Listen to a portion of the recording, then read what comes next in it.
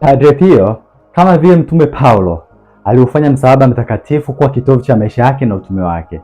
Msalaba ulikuwa nguvu yake, hekima yake na fahari yake. Akisha kujiweka uhuru na ubatili wa ulimwengu na kuwaka mapendo kwa Yesu Kristo, alijifananisha naye katika kujitoa mwanga kwa ajili ya wokovu wa ulimwengu. Katika kumfuasa na kumwiga Kristo msulubiwa, alikuwa mkarimu na mkamilifu hivi kwamba angaliweza kusema maneno ya Galatia 2:19 yanayosema, mimi nimeuawa na Kristo msalabani, na sasa naishi, lakini si mimi tena, bali ni Kristo anaishi ndani yangu. Wala hakutaka kujitwalia kwa ajili yake mwenyewe zile hazina za neema ambazo Mungu alikuwa amemjalia kwa ukarimu wake mwenyewe. Kwa hiyo, bila kupumzika, kwa njia ya huduma yake takatifu, aliwatumikia wanaume na wanawake waliomkimbilia na alipata umati mkubwa wa watoto wa kiroho.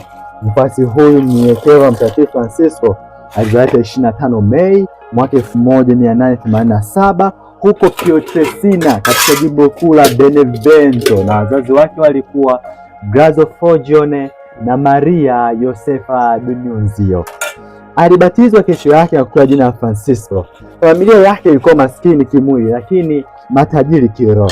Walikuwa ni Wakristo wenye bidii wakisali rozari takatifu kila siku jioni, na hivyo aliishi utoto na ujana wake katika mazingira ya utulivu na amani, akiwa nyumbani, kanisani, mashambani na baadaye shuleni. Na akiwa na umri wa miaka 12 alipokea sakramenti ya komunyo ya kwanza na kipaimara.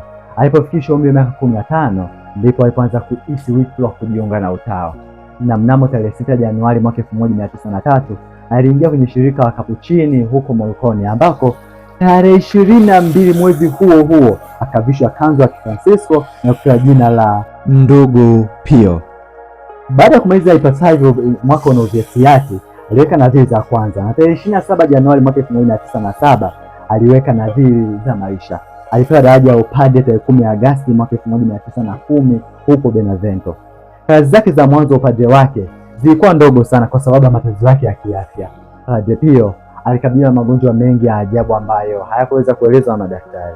Wakati mwingine alipata homa kali sana kiasi cha thermometer kutoweza kupima, na kwa sababu ya afya yake kanisa lilimruhusu kuishi nyumbani kwao Pietrelcina kwa muda mrefu wa utumishi wake wa awali.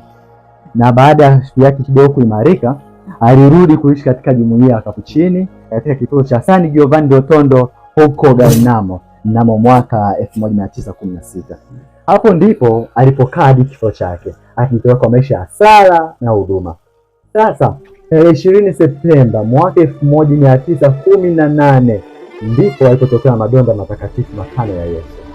Siku hiyo alipokuwa kitali mbele ya msalaba katika kanisa la Kapuchini, Padre Pio alipokea ishara zinazojulikana kama stigmata, majeraha matano ya Kristo mwilini mwake, yaani mikononi, miguuni na katika ubavu.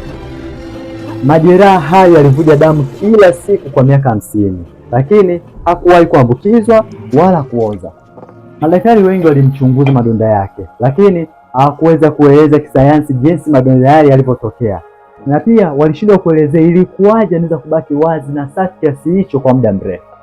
Hali hiyo ilimfanya Padre Pio watu wengi wamjue, waende kumtazama na kumshangaa, na hivyo ili kuzuia taharuki na kupisha uchunguzi zaidi, ujumbe ulitoka Roma Padre Pio aache kuadhimisha misa kwa muda, na kwa unyenyekevu mkubwa Padre Pio aliacha. Na baada ya uchunguzi na kuthibitisha kuwa yale madonda na majeraha yale yalikuwa kweli ni zaidi ya nguvu na ujuzi wa kibinadamu, kanisa baadaye likamruhusu kuendelea na utume wake kama kawaida. Hivyo Padre Pio sasa akaingia katika utume wake rasmi na kutenda kazi akiwa madonda yake matano, yani stigmata. Na kufuatia stigmata alionyesha karama nyingi na za ajabu, zikiwemo kusoma roho za watu. Alikuwa na uwezo wa kufichua dhambi za siri au mawazo ya uungamaji wake hata kabla ya kusema neno. Yaani wewe unaenda katika kiti cha kitubio, unazizia dhambi ambazo unaona aibu kuzitaja mbele yake, yeye anakutajia. Pia alikuwa na uwezo wa kuponya. Maelfu ya watu waliripoti kuponywa kimwili baada ya maombezi yake au kukutana naye. Mfano halisi ni wa binti Gemma Giogi. Sasa binti huyu nimekusimulia. Hebu tusikize kidogo. Gemma Giogi alizaliwa kipofu mwaka 1936 na madaktari walithibitisha kwamba hana mboni ya jicho, bali anazo retina, na zenye hizo retina sio kamili, hivyo hatakuja kuona maisha yake yote. Basi bibi yake alimpeleka kumwona Padre Pio, na Padre Pio yeye alimbariki na kumwombea, na kisha baada ya muda mfupi alipata kuona. Unaambiwa leo hii macho ya Gema bado hayana mboni, lakini bado anaweza kusoma, kutembea na kuishi maisha kamili. Alipokwenda kupima hospitalini alionekana hawezi kuona, lakini kiuhalisia anaona. Hivyo sayansi ilishindwa kueleza ni kwa nini anaona.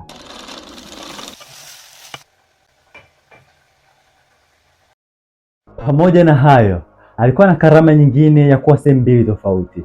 Aliripotiwa kuonekana katika sehemu mbili tofauti na zilizotofautiana sana, mbali mno kwa wakati mmoja, akisaidia watu huku akiadhimisha misa na huku akiungamisha. Naongezea na hii harufu takatifu. Watu wengi waliripoti kunusa harufu nzuri kama maua pale alipokuwa amekaa au pale alipokuwa kwa msaada wake. Wengi wao waliamini kuwa hii ilikuwa ni ishara ya uwepo wake mtakatifu. Padre Pio akiweka mapendo kwa Mungu na kwa jirani, aliishi kikamilifu wito wa kuchangia ukombozi wa binadamu kadiri ya utume huo mahususi ambao ulipenya maisha yake yote. Alitekeleza mpango huo kwa njia tatu. Kwanza, kwa kuongoza watu kiroho, kwa kupatia sakramenti ya upatanisho, na kwa njia ya maadhimisho ya misa takatifu. Kuungama dhambi kwa Pio haikuwa jambo rahisi kutokana na umati mkubwa wa watu walioenda kuungama kwake. Wakati mahususi kabisa wa shughuli zake za kitume ulikuwa ni ule wakati alipokuwa akiadhimisha misa takatifu. Waamini walioshiriki walihisi katika misa kilele cha ukamilifu wa maisha yake ya kiroho. Katika ngazi ya kijamii, Padre Pio alijitahidi sana kupunguza mateso na dhiki za familia nyingi, na hivyo alianzisha hospitali kubwa aliyoizindua tarehe 5 Mei mwaka 1956. Katika ngazi ya kiroho, alianzisha vikundi vya sala ambavyo yeye mwenyewe alivyofafanua kama vitalu vya imani na jamaa za mapendo. Kwa mtumishi huyo wa Mungu, maisha yalikuwa imani. Alitaka kufanya yote katika mwanga wa imani, na ili ailishe imani hiyo, alijitahidi sana kusali. Na kwa kweli, wakati wa mchana na sehemu kubwa ya usiku, alikuwa akiongea na Mungu. Alisema, tunamtafuta Mungu katika vitabu, lakini tunampata katika sala. Sala ni ufunguo ambao ufunua moyo wa Mungu. Imani ilimsukuma siku zote kuyapokea mapenzi ya siri ya Mungu. Alikuwa mtawa aliyezama katika mambo ya Mungu, na aliwaambukiza wote kwa imani yake, akiwaangazia wote waliomkaribia. Licha ya kuwa mtu mwenye matumaini na imani thabiti kwa Mungu, alikuza fadhila hizo moyoni mwa watu kwa njia ya maneno na mifano yake. Alijawa na upendo wa Mungu ambao ulikidhi matazamio yake yote. Mapendo ilikuwa kanuni kuu ya maisha yake yote siku zote. Kumpenda Mungu na kuwafanya watu wampende. Hamu yake kubwa ilikuwa ni kukua na kuwafanya watu wakue katika upendo. Hiyo ndio ilikuwa ni siri ya maisha yake yaliyotolewa sadaka, ambayo aliyaishi katika kusikiliza maungamo na kuongoza roho za waumini. Alionyesha upeo wa mapendo yake kwa jirani katika kuwapokea kwa mfululizo wa zaidi ya miaka 50. Watu wengi sana walikimbilia huduma yake takatifu, ushauri wake na faraja yake.